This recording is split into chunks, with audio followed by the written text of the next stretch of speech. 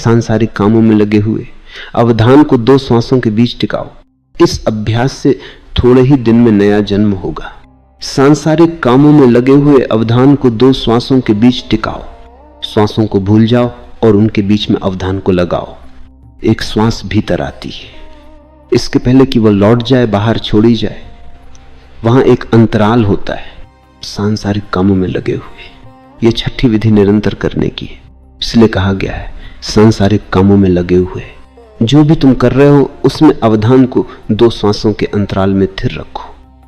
लेकिन काम काज में लगे हुए ही इसे साधना है। ठीक ऐसी ही एक दूसरी विधि की चर्चा हम कर चुके हैं। अब फर्क इतना है कि इसे सांसारिक कामों में लगे हुए ही करना है, उससे अलग होकर इसे मत करो।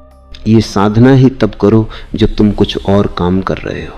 तुम भोजन कर रहे हो, भोजन करते जाओ और अंतराल पर अवधान रखो। तुम चल रहे हो, चलते जाओ और अवधान को अंतराल पर टिकाओ। तुम सोने जा रहे हो, लेटो और नींद को आने दो, लेकिन तुम अंतराल के प्रति सजग रहो। पर काम काज में क्यों? क्योंकि काम काज मन को डांवाडोल करता है। काम काज में तुम्हारे अवधान को बार बार भुलाना पड़ता है। तो डांवाडोल न हो, अंतराल में स्थिर रहे, काम काज भी न रुके, चलता रहे। तब तुम्हारे अस्तित्व के 2 तल हो जाएंगे, करना और होना। अस्तित्व के 2 तल हो गए, एक करने का जगत और दूसरा होने का जगत। एक परिधि है और दूसरा केंद्र। परिधि पर काम करते रहो, रुको नहीं, लेकिन केंद्र पर भी सावधानी से काम करते रहो। क्या होगा? तुम्हारा कामकाज तब अभिनय हो जाएगा। मानो तुम कोई पाठ अदा कर रहे हो। उदाहरण के लिए तुम किसी नाटक में पाठ कर रहे हो, तुम राम बने हो या क्राइस्ट बने हो। यद्यपि तुम राम या क्राइस्ट का अभिनय करते हो तो भी तुम स्वयं बने रहते हो। केंद्र पर तुम जानते हो कि तुम कौन हो और परिधि पर तुम राम या क्राइस्ट का या किसी का पाठ अदा करते हो। तुम जानते हो कि तुम राम नहीं हो, राम का अभिनय भर कर रहे हो। तुम कौन हो तुमको मालूम है। तुम्हारा अवधान तुम में केंद्रित है और तुम्हारा काम परिधि पर जारी है। यदि इस विधि का अभ्यास हो तो पूरा जीवन एक लंबा नाटक बन जाएगा।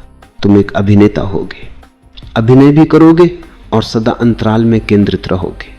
जब तुम अंतराल को भूल जाओगे तब तुम अभिनेता नहीं रहोगे, तब तुम कर्ता हो जाओगे। तब वह नाटक नहीं रहेगा, उसे तुम भूल से जीवन समझ लोगे। यही हम सब ने किया है। हर आदमी सोचता है कि वह जीवन जी रहा है। यह जीवन नहीं है, यह तो एक रोल है, एक पार्ट है जो समाज ने, परिस्थितियों ने, संस्कृति ने, देश की परंपरा ने तुमको थमा दिया है और तुम अभिनय कर रहे हो। और तुम इस अभिनय के साथ तादात्म्य भी कर बैठे हो। उसी तादात्म्य को तोड़ने के लिए ये विधि है। कृष्ण के अनेक नाम हैं। कृष्ण सबसे कुशल अभिनेताओं में से एक हैं। वे सदा अपने में स्थिर हैं और खेल कर रहे हैं, लीला कर रहे हैं, बिल्कुल गैर गंभीर हैं। गंभीरता तादात्म्य से पैदा होती है। यदि नाटक में तुम सच ही राम हो जाओ तो अवश्य समस्याएं खड़ी होंगी। जब जब सीता की चोरी होगी तो तुमको दिल का दौरा पड़ सकता है और पूरा नाटक बंद हो जाना भी निश्चित है।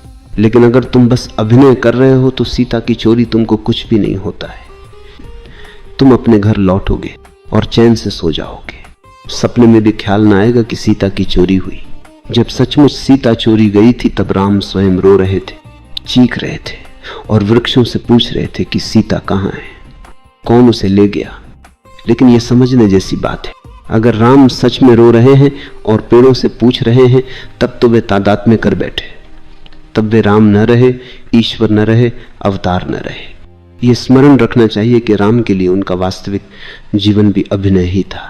जैसे दूसरे अभिनेताओं को तुमने राम का अभिनय करते देखा है, वैसे ही राम भी अभिनय कर रहे थे निसंदेह एक बड़े रंगमंच पर।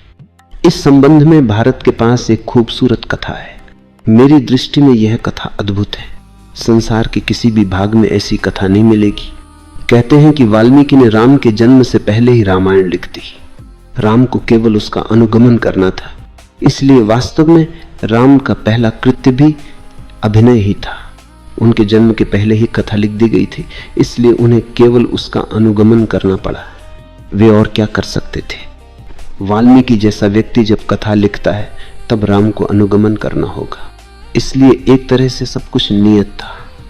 सीता की चोरी होनी थी और युद्ध का लड़ा जाना था। यदि ये तुम समझ सको तो भाग्य के सिद्धांत को भी समझ सकते हो। इसका बड़ा गहरा अर्थ है, और अर्थ यह है कि यदि तुम समझ जाते हो कि तुम्हारे लिए ये सब कुछ नियत है, तो जीवन नाटक हो जाता है। अब यदि तुमको राम का अभिनय करना है तो तुम कैसे बदल सकते हो? सब कुछ नियत है, यहां तक कि तुम्हारा संवाद भी, डायलॉग भी। अगर तुम सीता से कुछ कहते हो तो वह किसी नियत वचन का दोहराना भर है। यदि जीवन नियत है तो तुम उसे बदल नहीं सकते। उदाहरण के लिए, एक विशेष दिन को तुम्हारी मृत्यु होने वाली है, ये नियत है, और तुम जब मरोगे तब रो रहे होगे, ये भी निश्चित है। और फलां फलां लोग तुम्हारे पास होंगे, ये भी तय है।